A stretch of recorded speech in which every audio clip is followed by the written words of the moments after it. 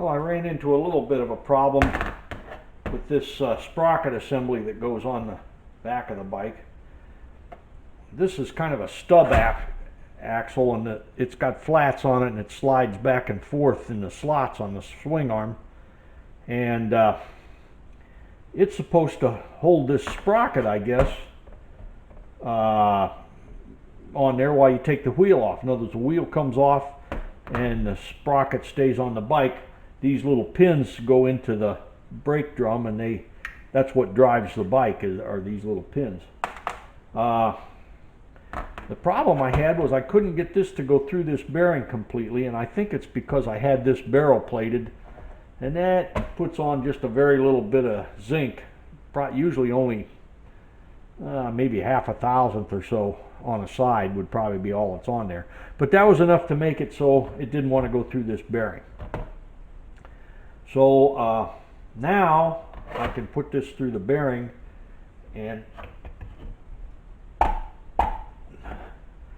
you can see there's a slot or a groove. It's right here. It's supposed to be showing so that you can put a snap ring on there.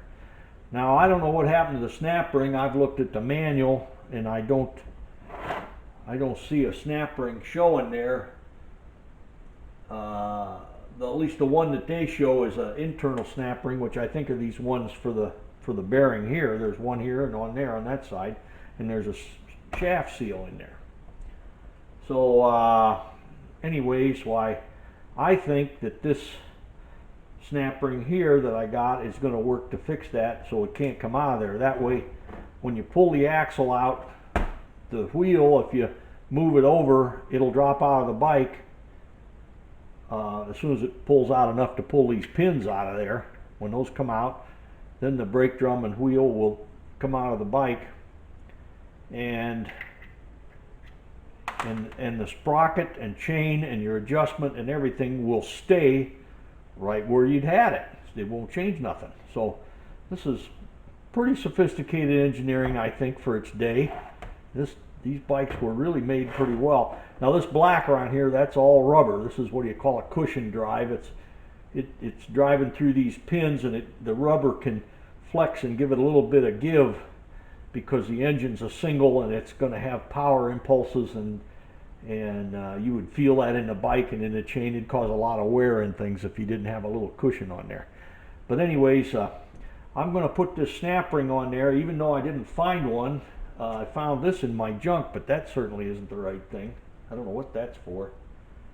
So I'm going to put a snap ring on there, and then that way this stub axle can't come out of this piece. It'll stay in there.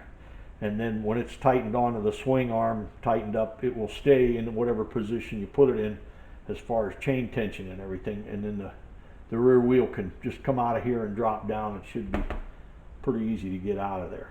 But the reason I was having trouble getting it in there is I think that zinc plating was just a little too much for it. So I had to put it in the lathe, and I spun it and polished it down with a little bit of emery cloth and got that down to where it fits easy in there. But I did notice that I don't have a snap ring, and so I'm going to put that on there. Anyways, that's the problems I've been working on for today.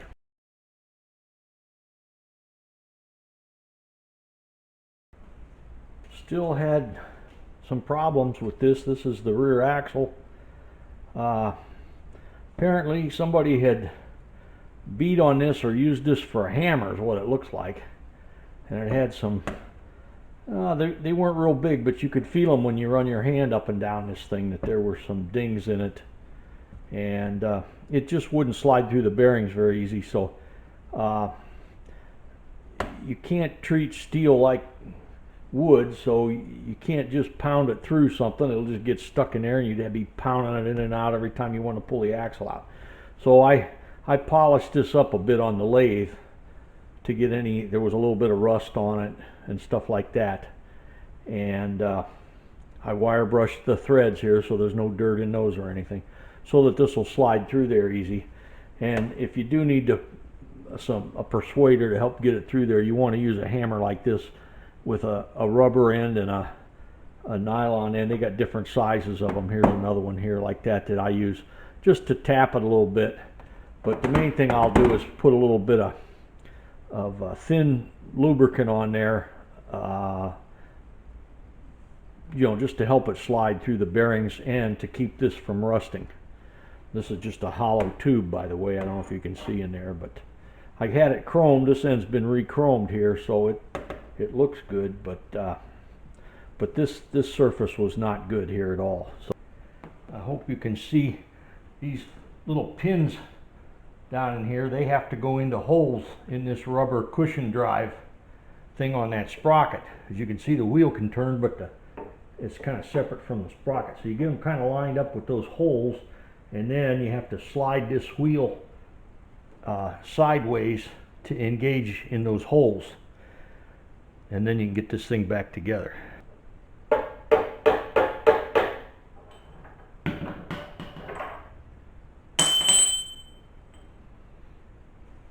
Well, I got the back wheel on there, and I thought I'd show you the rig that I used to engage those 6 pins in the sprocket part of the drive here.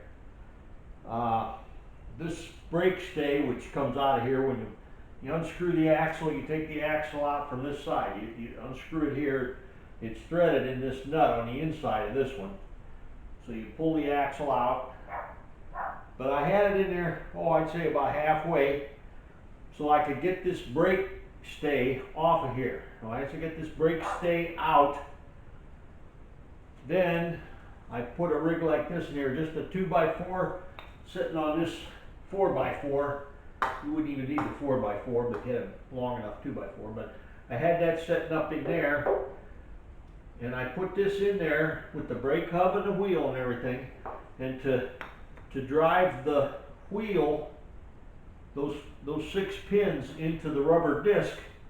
It should have went in there pretty easy, but I think the rubber's probably pretty old, and the holes just didn't quite line up. Besides, it's been apart for 6-7 years since I had it. So I put this 2x4 down through where the brake stay is, put that in there with the axle drawn back. It's only in there about halfway, but that'll guide the wheel.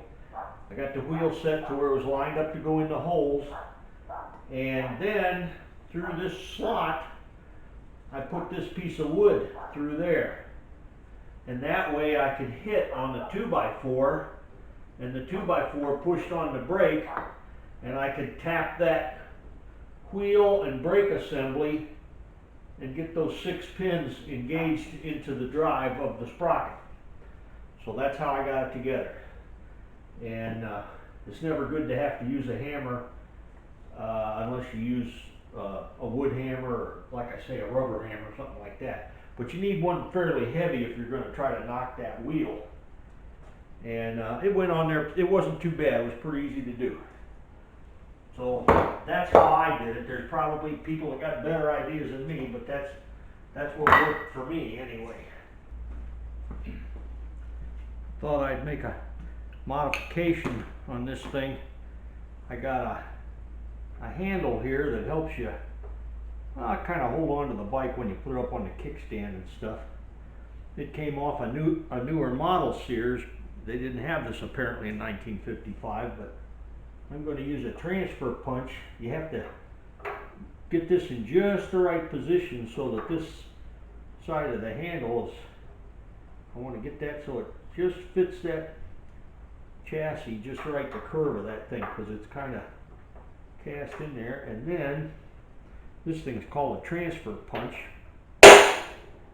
which will mark where to drill the hole, because there's a screw has to go in there, and apparently they didn't have that in there in 1955.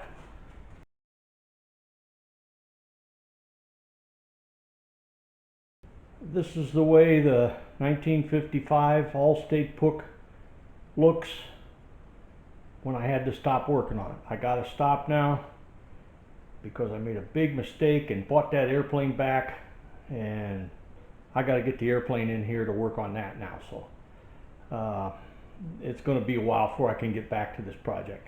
So I got to clean up everything, all my parts, and store it in the barn for a while. And it'll be a while before I can get back working on it, but hopefully sometime this winter I'll be able to.